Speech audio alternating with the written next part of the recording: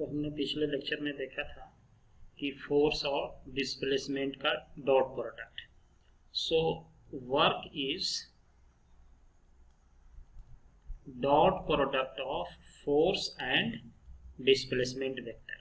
This is the definition of work.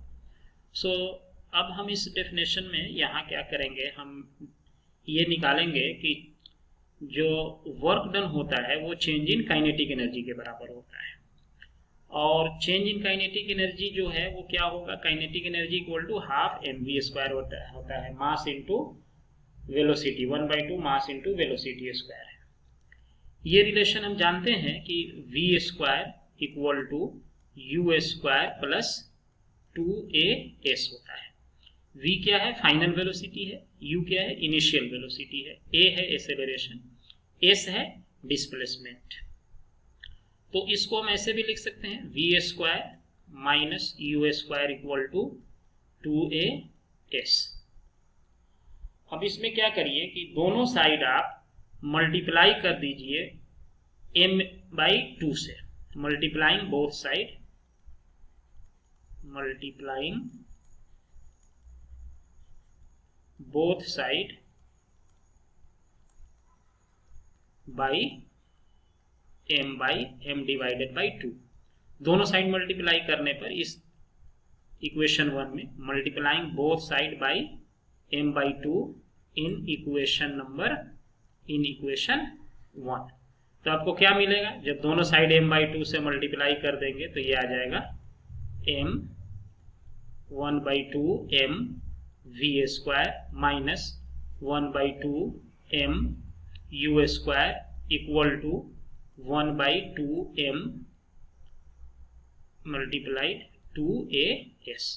तो ये 2 से 2 देखिए कट गया यहाँ पे, तो ये राइट हैंड साइड में क्या बच जाएगा, m mass multiplied by a into s बच जाएगा। ये m multiplied by a into s बच गया। अब इसमें देखिए ये फिर इसको लिखते हैं 1/2 m v² minus 1/2 m u² equal to, ये m इंटू a है, मास इंटू एक्सेलरेशन क्या होता है न्यूटन्स थर्ड लॉ से, ये आपको हो जाएगा फोर्स और मल्टीप्लाइड बाई डिस्प्लेसमेंट। तो डिस्प्लेसमेंट को आप s से लिखिए, या इसी डिस्प्लेसमेंट को मान लीजिए अगर हम d से लिख देते हैं, force multiplied by displacement d। तो ये फोर्स और डिस्प्लेसमेंट का क्या हो गया, डॉट प्रोडक्ट है, तो ये क्या हो जाएगा, वर्क हो जाएगा। और ये कौन सा एनर्जी है, इसको हम कोई और कलर ले लेते हैं, ये आपका क्या है, काइनेटिक एनर्जी है फाइनल। ये कौन सा काइनेटिक एनर्जी है, KI initial kinetic energy.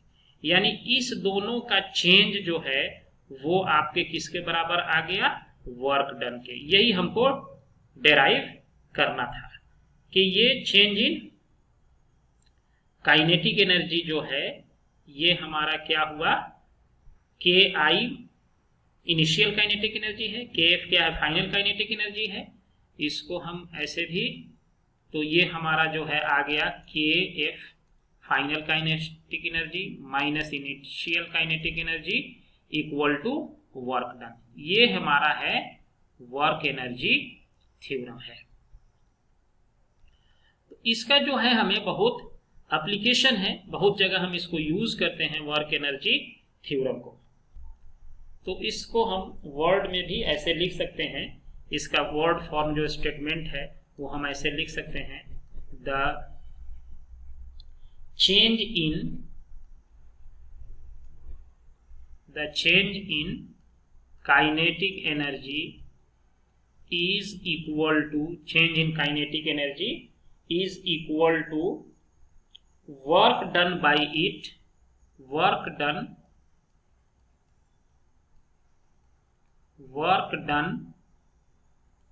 on it by net force acting on it, acting on the body or acting on it। Net force acting on the body, mean suppose अगर मान लीजिए कि आपको बहुत सारे फोर्स एक्ट कर रहे हो, तो उन सारे फोर्स के रिजल्टेंट फोर्स जो वर्क करेगा वो वर्क इस बॉडी के चेंज इन काइनेटिक एनर्जी के बराबर हो जाएगा। यही हमारा वर्क एनर्जी थ्योरम है। अब इसको समझने के लिए वर्क एनर्जी थ्योरम को एक हम बहुत ही सिंपल एग्जाम्पल देखते हैं कि इसका कितना एप्लीकेशन है, कैसे हम इसको यूज करते हैं, वो एक एग्जाम्पल से समझते हैं। वो एग्जाम्पल भी आपको एनसीईआरटी का बुक ही है। मैंने कहा है कि हम आपको पहले एनसीईआरटी के बुक ही पढ़ाएंगे, और ये one of the best book है जो कि थ्योरेटिकल कंसेप्ट या न्यूमेरिकल कंसेप्ट को समझने के लिए, और कोई भी कंपटीशन एनसीईआरटी को ही स्टैंडर्ड मान के सेट किया जाता है। ये भी एग्जाम्पल आपका एनसीईआरटी का है, दूसरा एग्जाम्पल है। इसमें ये बताया गया है कि एक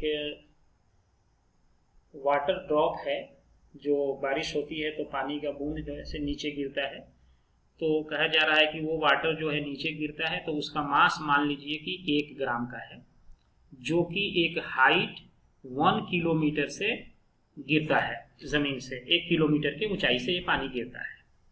और ये क्या करता है, ग्राउंड को जब ये हीट करता है ये पानी का बूंद, तो उसकी स्पीड होती है 50 मीटर पर सेकेंड।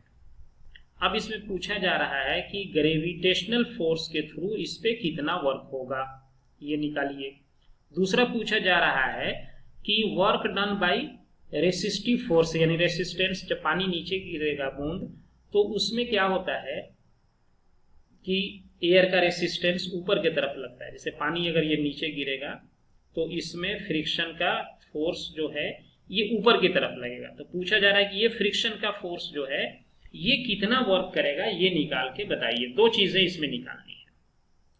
तो यहां भी हम क्या करेंगे, यूज करेंगे वर्क एनर्जी थ्योरम। ये हमको आसानी से निकाल देगा वर्क एनर्जी थ्योरम। ये बहुत ही इंटरेस्टिंग क्वेश्चन है। ऐसे तो एनसीईआरटी के सारे प्रॉब्लम्स ही बहुत अच्छे हैं, तो इसको हम यूज करेंगे वर्क एनर्जी थ्योरम को। और इसको यूज करके आप देखिए वर्क एनर्जी थ्योरम क्या कहता है, change in kinetic energy, change in kinetic energy, इसको हम ऐसे लिखते हैं डेल्टा के इक्वल टू किसके होता है, वर्क डन। यही हमारा है वर्क डन। अब चेंज इन काइनेटिक एनर्जी हम निकाल सकते हैं। चेंज इन काइनेटिक एनर्जी कैसे निकालेंगे कि इनिशियल काइनेटिक एनर्जी इसका क्या होगा, फाइनल काइनेटिक एनर्जी को हम लिख सकते हैं half mv² minus initial kinetic energy कितना होगा 0, क्योंकि जब ये पानी के बूंद जिस समय गिरा है उस समय मान लेते हैं कि वो इनिशियली रेस्ट में था जिस समय स्टार्टिंग हुआ है, तो इसलिए इसका इनिशियल काइनेटिक एनर्जी 0 हो गया। तो ये इसको हम सॉल्व करते हैं। पहले ये कितना आता है, ये सॉल्व करने पे हमको आ जाएगा हाफ m, मास कितना है 1 ग्राम है, तो 1 इसको केजी में कन्वर्ट करने के लिए 1 डिवाइडेड बाई 1000 करना पड़ेगा। उसके बाद वेलोसिटी कितनी है इसकी 50 मीटर पर सेकेंड, 50 मल्टीप्लाइड बाई 50, तो इसको सॉल्व करने पर ये हमको आता है 1.25 जूल आ जाएगा। ये क्या है, चेंज इन काइनेटिक एनर्जी निकाले हैं अभी। अब मान लीजिए कि एज्यूम करिए कि ग्रेविटेशनल एक्सेलरेशन, जिसको जी लिखते हैं, सपोज कर लेते, इसको कैलकुलेशन को आसान करने के लिए 10 मीटर पर सेकेंड स्क्वायर है। जब ये पानी का ड्रॉप नीचे ऐसे आ रहा है तो ग्रेविटी का फोर्स कैसे लग रहा है, ये भी नीचे ही ग्रेविटेशनल फोर्स नीचे लगेगा, फोर्स ड्यू टू ग्रेविटी। और ये क्या होगा, वो फोर्स उसके वेट के बराबर होगा m इंटू जी। और ये कितना हाइट आया है, यहां से पानी कहां से आया है, ये ग्राउंड पे पहुंचा है, यहां से यहां तक इसको 1 किलोमीटर है, यानी h जो है ये 1 किलोमीटर है या 1000 मीटर है ये है। तो work done by gravitational force, work done by gravity, gravity इस पे कितना काम करेगा, ग्रेविटी के थ्रू होगा force of gravity into height. तो मास इसका कितना है 1 ग्राम है, यानी 1/1000। जी का अप्रोक्सीमेट वैल्यू मान लीजिए, जी यहां से यहां तक क्वेश्चन में है कि कांस्टेंट रखा गया, जी नहीं चेंज हुआ है। हालांकि जी चेंज होता है हाइट से, लेकिन इस प्रॉब्लम में ये कहा गया है कि ये कांस्टेंट है।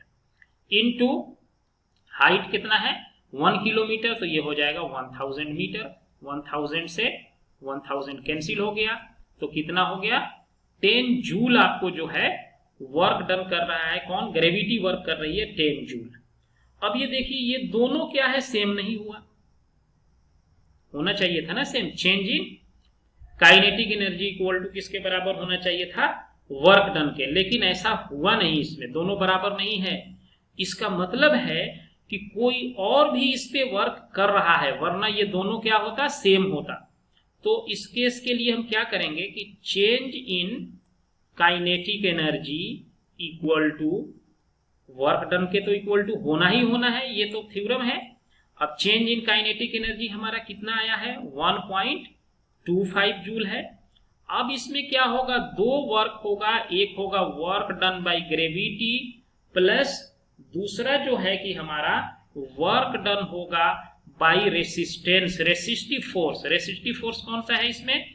फ्रिक्शन भी हो सकता है और भी रेसिस्टिव फोर्स हो सकता है। तो इन दोनों का समेशन जो है हमारा होना चाहिए कितना 1.25। वर्क डन बाय ग्रेविटी कितना आया है 10 आया है, प्लस रेसिस्टिव फोर्स के थ्रू वर्क, ये पता नहीं, ये निकालना है मुझे, 1.25 आ गया। अब इसको जब आप सॉल्व करेंगे तो work done bye resistive force ये आ जाएगा -8.75 जूल। ये बहुत ध्यान देने वाला बात है ये, यानी कि सिर्फ इसमें ग्रेविटी के थ्रू वर्क नहीं हो रहा है इस क्वेश्चन में। ये ध्यान देना है कि इस क्वेश्चन में वर्क डन सिर्फ ग्रेविटी नहीं कर रहा है हमारा। ग्रेविटी का वर्क किधर हो रहा है? ग्रेविटी ने काम किया डाउनवर्ड डायरेक्शन में। अब रेसिस्टिव फोर्स कैसे काम करेगा? रेसिस्टिव फोर्स तो ऊपर है, अपवर्ड डायरेक्शन में लगेगा, मोशन के अपोजिट होता है। और एक रेसिस्टिव फोर्स ऊपर लग रहा है, डिस्प्लेसमेंट किधर हो रहा है? नीचे हो रहा है। तो इसके थ्रू जो वर्क होगा, work done bye resistive force Fr, ये ऊपर डायरेक्शन है, और इसके वजह से जो 1 किलोमीटर में जो हाइट है यहाँ 1 किलोमीटर, ये दोनों क्या है? अपोजिट डायरेक्शन में है। तो ये वर्क हमारा क्या होना चाहिए? निगेटिव होना चाहिए ये। तो जो कि हमको क्वेश्चन में आया भी है। ये वर्क डन हमारा कितना आ रहा है? यही देखिए, ये आपको आ रहा है 8.75। ये निगेटिव होगा ही, क्योंकि रेसिस्टिव फोर्स और डिस्प्लेसमेंट दोनों अपोजिट डायरेक्शन में है। ग्रेविटी जो है और डिस्प्लेसमेंट है ये दोनों सेम डायरेक्शन में है, इसलिए इसके थ्रू जो वर्क होगा वो पॉजिटिव होगा, और रेसिस्टिव फोर्स के थ्रू जो वर्क होगा वो निगेटिव होगा।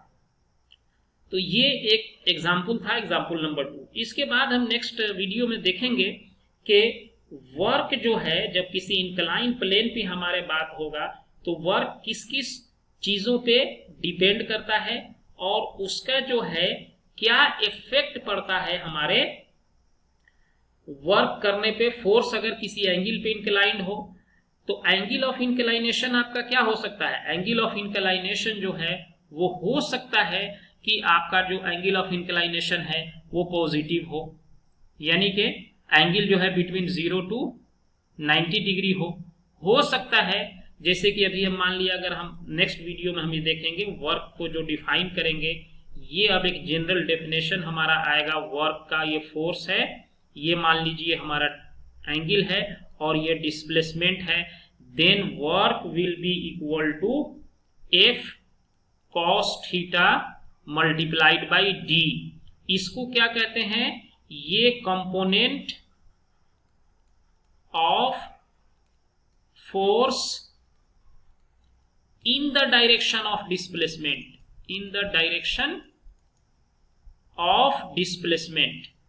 ये वर्क का बहुत ही स्टैंडर्ड डिफिनेशन है, यानी कि फोर्स का वो कंपोनेंट जो डिस्प्लेसमेंट के डायरेक्शन में हो, यही जो है वर्क प्रोड्यूस करता है। यानी इसका अगर आप कंपोनेंट इधर ब्रेक करेंगे, ये एंगल 90 है, तो ये क्या हो जाएगा? F cos थीटा हो जाएगा। तो इस फोर्स का वो component work is defined as the product of force component in the direction of displacement. Displacement के डायरेक्शन में जो वर्क होगा वो फोर्स का वो